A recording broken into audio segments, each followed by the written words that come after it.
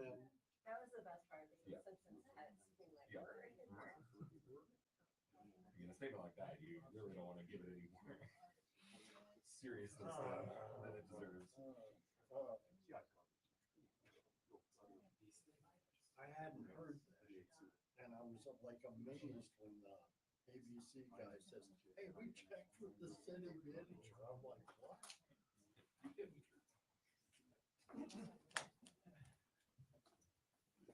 All right, good afternoon, everyone. I have just a few things at the top, and then I'll be happy to take your questions.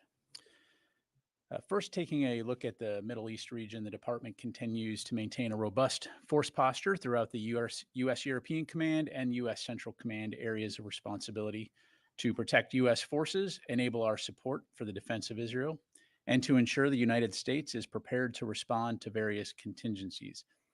As we've discussed previously, U.S. forces in the region include, but aren't limited to, an amphibious ready group and Marine Expeditionary Unit, multiple destroyers, fighter aircraft, and carrier strike group presence. Of note, following a period of dual carrier coverage by the Theodore Roosevelt CSG and the Abraham Lincoln CSG in the CENTCOM region, the Theodore Roosevelt has departed and begun its transit into the Indo-Pacific Command area of operations. As we have been since the beginning of the crisis in the Middle East following Hamas's vicious October 7 attacks, we remain intensely focused on working with regional partners to de-escalate tensions and deterring a wider regional conflict. The United States also remains very focused on securing a ceasefire as part of a hostage deal to bring all of the hostages home and to end the war in Gaza. Closer to home, as you may have seen reported, what is now called Tropical Storm Francine made landfall in Louisiana yesterday as a Category 2 hurricane, bringing storm surges, flash and urban flooding, hurricane force winds, and tornado watches. The governor of Louisiana declared a state emergency earlier this week and brought nearly 3,000 Louisiana National Guardsmen onto state active duty. These guardsmen, along with 134 high-wheeled vehicles, 65 watercraft, and 32 Army Guard helicopters, were positioned around the state to support response and recovery operations. As of this morning, 5 parishes are still under mandatory evacuation and more than 390,000 homes are without power. For more information about the response and recovery, I would encourage you to reach out to the Louisiana National Guard. And finally, Secretary Austin will travel to Maxwell Air Force Base, Alabama tomorrow and will accompany First Lady Dr. Jill Biden to highlight the new universal pre-kindergarten program being implemented at Department of Defense Education Activity Schools. Secretary Austin will also provide remarks at Maxwell to announce the multiple new initiatives in support of his Taking Care of People effort, emphasizing the department's commitment to the overall well-being and quality of life of our service members and their families. We'll have much more to provide tomorrow, but you can anticipate these new initiatives will be focused on actions that improve the quality of life for our service members, enhance their economic security, support the careers of military spouses, and make moves to new assignments easier. And with that, I'd be glad to take your questions. Start with Tara. AP. Thanks, General Ryder. On Ukraine, you've seen in the last day or so Secretary Blinken say that the door may be opening a little bit to the U.S. considering giving Ukraine more long-range strike options or loosening restrictions. But we heard pretty clearly from Secretary Austin last week that he's not in favor of this. Is that thinking changing? Is the building now considering giving Ukraine more long-range strike options? Yeah, I've certainly seen the press reports on that. I would tell you there has been no change to our policy. I don't have anything to announce. And certainly if there are any changes, we'll let you know. But as of today, that policy has not changed. What is the primary driver behind Secretary Austin being reluctant to further loosen the restrictions or to provide more long-range options? Yeah, well, I mean, first of all, again, this is our policy, right? And we've, of course, worked with the Ukrainians to ensure that they have the ability to conduct cross-border counterfire defensive strikes to defend their troops that are being attacked from across the border in Russia. You know, we are very, very much focused, and we've talked about this before, on ensuring that Ukraine has what it needs to be able to preserve its sovereignty and take back occupied territory. And that's going to continue to be our focus. The bottom line is we want to see Ukraine win in this conflict. And when they feel that it's time, Ukraine feels that it's time to go to the negotiating table, we want them to do so with as strong a hand as possible.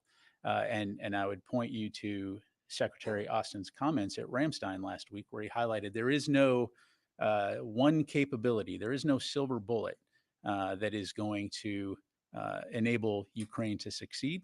It's about taking all of the capabilities that they have and employing them in a way that gets them closer to success and having that stronger hand at the negotiating table. So again, as this battlefield has evolved, our support to Ukraine has evolved. But again, as of right now, the policy has not changed. I'll just leave it there. Topic on Syria, there are reports that Israel conducted a raid against and obtained some IRGC documents and whatnot in Syria. Can you confirm this?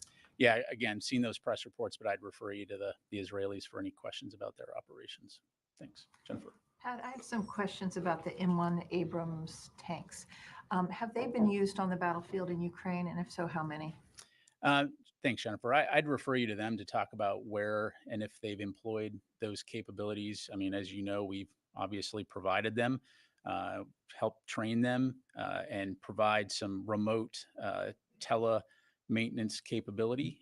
But as far as where and if they've employed them, I'd refer you to them. And do the Ukrainians have permission to use them across the border in Kursk?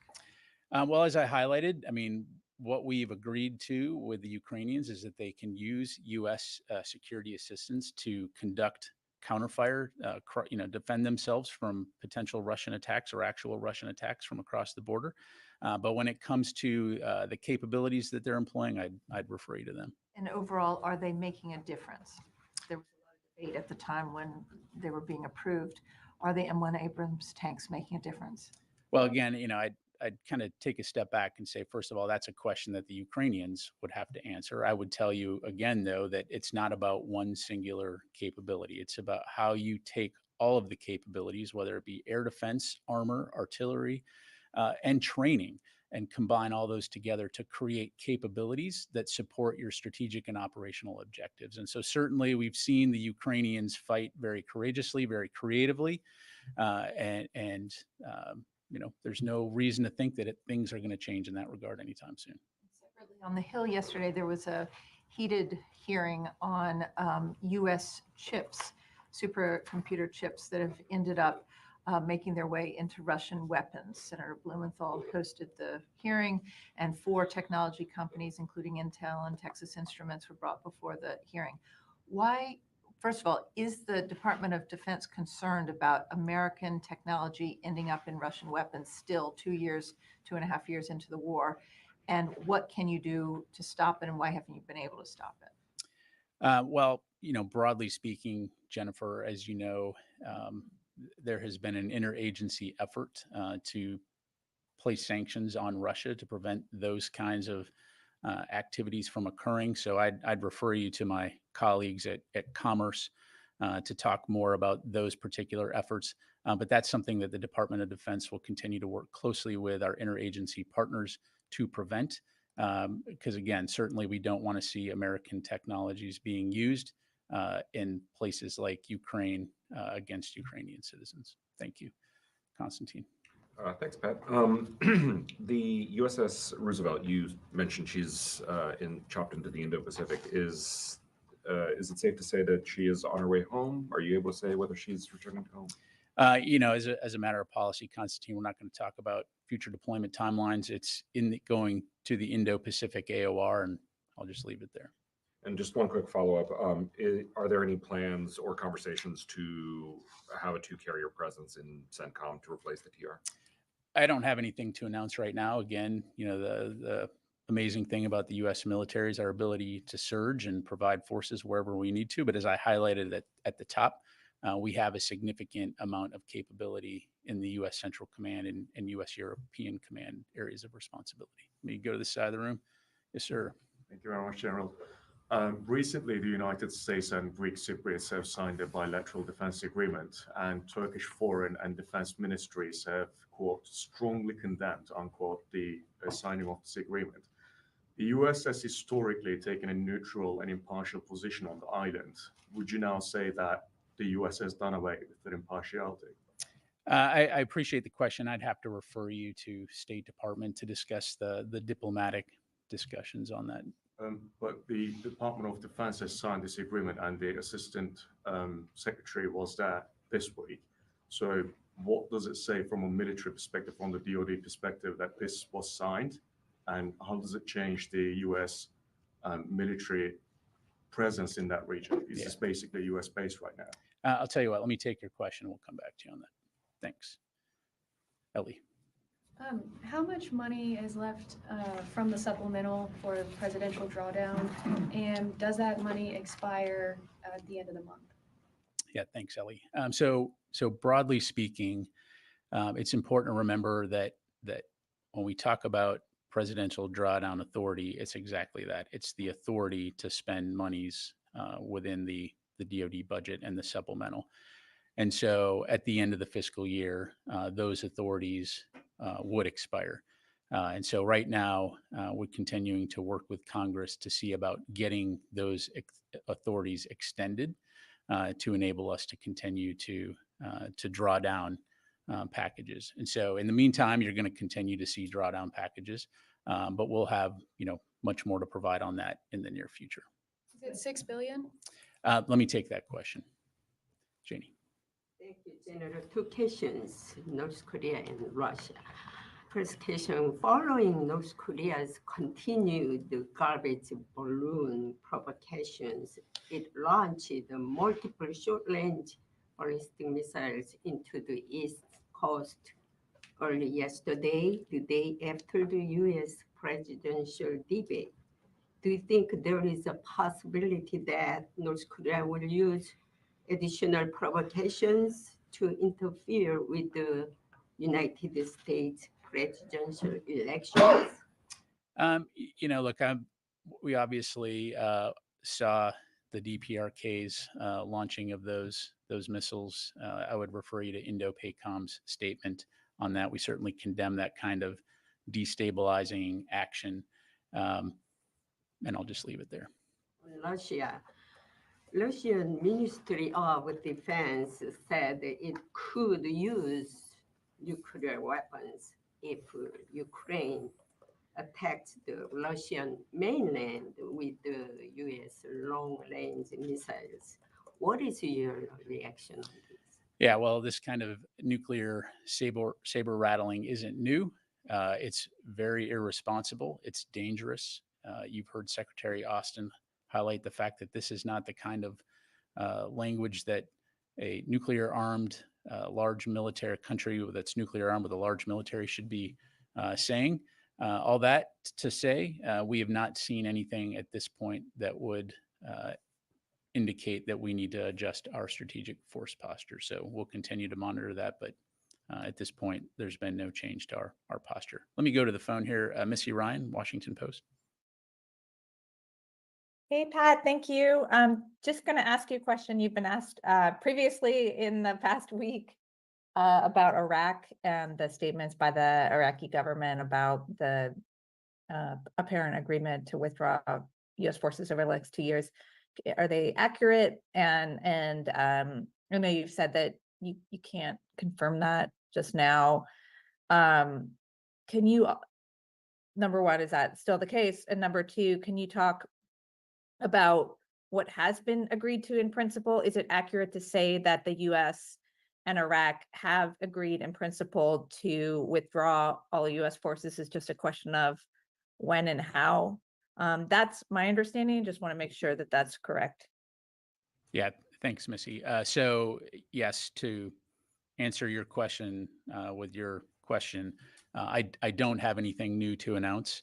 As we've highlighted, we have been discussing with our Iraqi partners what the transition from the global coalition in Iraq, what that transition would look like to an enduring bilateral security partnership between the U.S. and Iraq would look like. Again, we'll keep you fully informed when we have something to announce, but as of right now, I do not have any updates to provide. Thank you. Let me go to JJ Green, WTOP. General, thank you.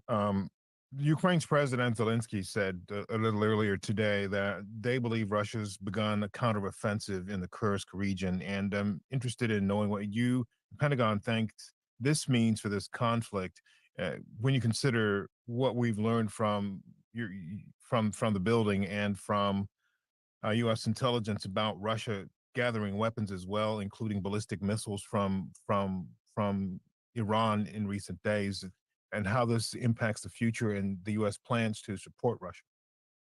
Yeah, thanks, JJ. What we have seen is Russian units beginning to try to conduct some type of counter offensive in the Kursk region. At this stage, I would say that it's marginal, but something obviously that we're keeping an eye on. And then I'm sorry, the second part of your question. Just how the building might view this activity, what you just mentioned, what you've seen in the context of getting these weapons, which we were told this week the U.S. has proof of from Iran, the ballistic missiles, and there are other plans to try to essentially attack Ukraine's energy infrastructure as winter comes. Sure. So first of all, with the caveat that I'm not going to discuss intelligence from the podium here, nor am I going to provide a daily update on Russian employment of various capabilities. As of right now, we have not seen them employ those Iranian missiles yet, although one can expect that they would in the relatively near future. But again, if you take a step back here in terms of what we're focused on, it's on enabling Russia to defend its sovereignty and deter future Russian aggression. So both urgent needs and long-term needs. And as we go into the winter, making sure that they have the capabilities from an air defense standpoint to protect critical infrastructure like energy infrastructure, which we know the Russians are targeting, but also at the same time that they have the capability they need on the front lines, like armor and artillery, ammunition, to be able to check any type of Russian operations, for example, near Pokrovsk, and elsewhere in the battlefield, to include in the Kursk region. So it'll ultimately be up to the Ukrainians as they design their campaign plans on how they're going to employ those forces. But certainly our focus is on ensuring that they win and that they have the upper hand when and if they decide they want to go to the negotiating table. Let me go to Howard Altman. Hey, thanks, Pat. I want to drill down a little further on Ty's question about the Israeli raid in Syria. Did the Israelis inform the U.S. either before or after that raid that was being conducted? And given that they are a CENTCOM member and also receive a great deal of U.S. aid, should they inform the U.S. either before or after this raid took place? Thanks, Howard. Again, I mean, I've seen that press reporting, but for any questions as it relates to any Israeli operations, I'm really just going to have to refer you to them. I just don't have anything to provide on that. Let me come back to the room. Yes, sir. For the Daniele Compatangelo for the Italian television. Thank you, General, for taking the question. I have a question regarding the strike of the Israeli on the school in Gaza a few hours ago. Okay. There was some reports, we read in Europe some report about France and Germany and the Great Britain deciding to provide less weapons from now on to Israel because of this fact that keep happening. What is the position of the U.S. in light, from the military perspective, in light of what just happened? Sure. So a few things. So first of all, I don't have any information to provide on the particular strikes that you're referencing, other than to say that from the very beginning of Israel's operations, we've been very clear about the importance of taking civilian safety into account, both from a planning and operations standpoint, and both publicly and privately. And I would point you to Secretary Austin's public comments and to the readouts that we've issued. This is a topic of frequent discussion between him and his Israeli counterpart. The bottom line is we believe that Israel has both a strategic and a moral imperative in terms of protecting civilians. I will also highlight, though, that there is culpability on the side of Hamas in terms of their techniques, and procedures of embedding their operations within civilian infrastructure to include schools, hospitals, mosques. We just recently saw, when they executed 6 hostages in their tunnel network underneath Gaza, the extensive amount of infrastructure, money, resources that they've spent on building this massive tunnel network, which is approximately the size of New York City. And instead of using those funds and using those resources to help the Palestinian people, they've instead created a tunnel network to conduct combat ops from. This is the challenge that Israel is up against. We do not want to see any civilians killed in this conflict, whether they be Palestinian or Israeli, and we'll continue to work towards that. This is why a ceasefire deal is absolutely essential now, and getting all of the hostages released immediately is so important, and we'll continue to work towards that. Thank you. Tony? A couple of questions. Does the fact that the United States now has a one carrier presence in the Middle East, and the AO Middle East, the normal presence, by the way, is that an indication that you feel that the temperature between Iran and Israel has dropped, and the threat from Iran to Israel is less than it was a month ago? Well, what I would say, Tony, just like I highlighted at the top, we are going to take any potential threats very seriously. And again, Iran has indicated that they want to retaliate against Israel. And so we're going to continue to take that threat very seriously. And we're going to continue to maintain a robust presence in the Central Command and European Command AORs. And so that's not going to change. And we're going to, again, maintain, as we always have, the ability to surge forces or capabilities anywhere in the world we need them when we need them. What's the rationale for moving the carrier group then back to the Indo-Pacific? Is there Well, I mean, again, broadly speaking, when you look at fleet management, you've got to take into account things like the readiness of our various ships, aircraft, and so that's always going to be something that's worked into the calculus. And so you're going to always see things coming and going out of the theater based on those kinds of considerations. But also, as we demonstrated, we have the ability to provide dual coverage should we need to do that. a question on the continuing resolution that the secretary warned about the other day? Sure. You've lived under this umbrella for a number of years. What stake does the individual sailor, soldier, airman, and space cadet person have in the fight?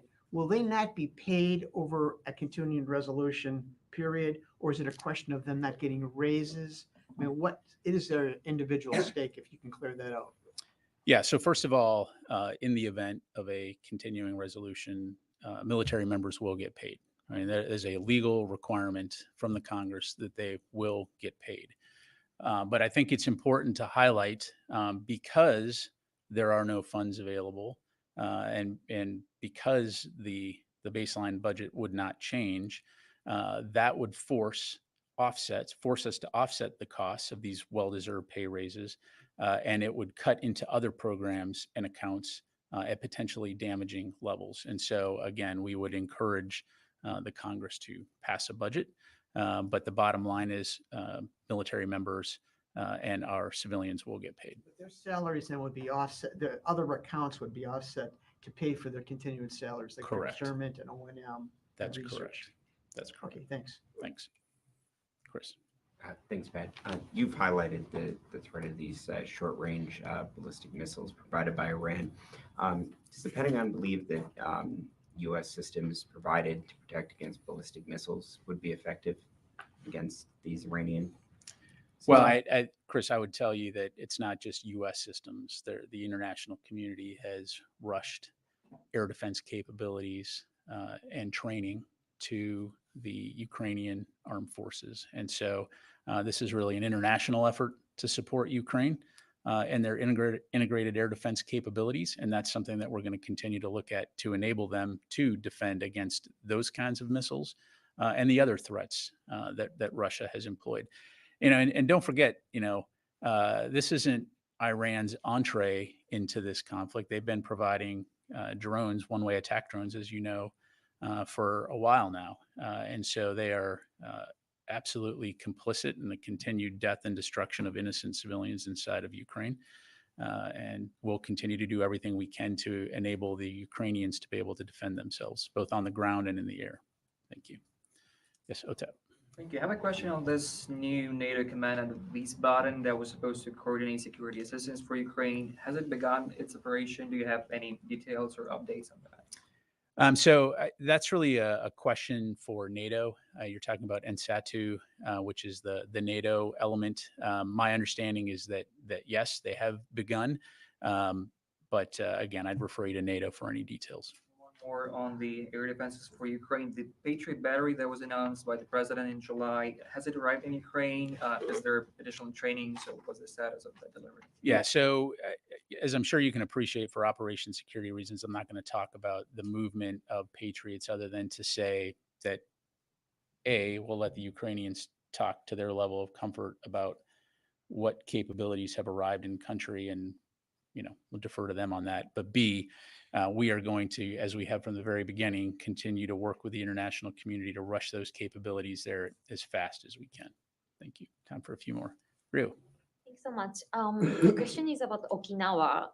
Yesterday, the governor of Okinawa, Tamaki, met with officials at the Pentagon and the State Department, and the governor expressed his concerns about recent alleged sexual assaults by U.S. service members in Okinawa and a lack of transparency in these cases. So could you please provide a comment on this meeting and on how the U.S. and Japan can improve transparency in incidents in Okinawa?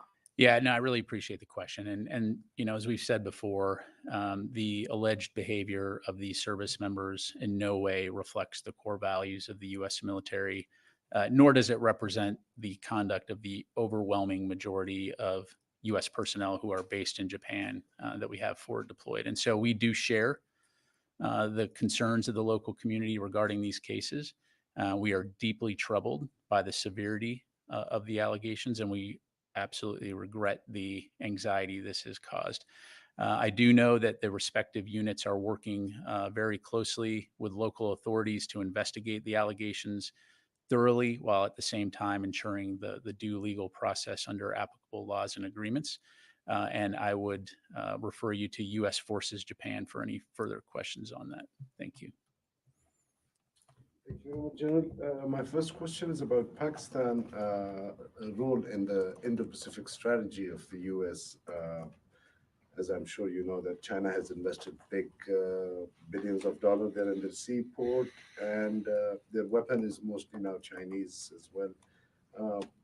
Is there any other role of Pakistan from a military point of view you see beside the terrorism operations that you guys conduct? Well, I mean, that's really a question for Pakistan to address. Certainly, as you know, we value Pakistan as a partner, and we'll continue to look at ways that we can work together towards regional security and stability. But I don't have any specific announcements to make. Thanks. One more, General. In Pakistan, they have started, Pakistan military has just used a new name for the Taliban in Pakistan, something like Fitna Khariji. And that reminded me of Shakespeare quote, which said that what's in a name that which we call a rose by any other name would smell as sweet. So just to America, their change of name makes a difference. I mean, a terrorist organization. What else? Yeah, I mean, that's really, again, a question for the Pakistani government to address. I'm not going to get into, what's really a domestic decision on terminology, but okay. Last question. Yes, sir. So much, General. Can you provide us some details about the Pentagon delegation that talks with Chinese? The details, I'm sorry, in the delegation from the Pentagon is going to hold a meeting with the Chinese partners in China. So that's what Pentagon's website says. Are you talking about the Xizang Forum? Okay. Yes, we did send a representative. We responded to an invitation from the PRC. And so, yes, we did. And we've done that in the past as well. So is there any indications that the tension is going to be like before that in some certain points, many people were talking about a possible war or something, or a cyber war between the United States and China over Taiwan. So do you think that is not a high possibility anymore? Well, look, Secretary Austin's been pretty clear. We do not believe that conflict is inevitable or imminent. Our focus is on maintaining open lines of communication to prevent potential, miscalculation or from competition from veering into conflict. And so I think that these types of venues are very important to enable that communication to continue. As we talked about earlier in the week, you had the Indo-Pacific Command commander talking to his theater counterpart. And so we'll continue to look at those kinds of opportunities to keep those lines of communication. At the end of the day, what we're focused on is working with partners throughout the region and throughout the world to ensure security and stability, peace and prosperity for everyone. And so we'll just leave it there. All right. Thank you very much, everybody. Appreciate it.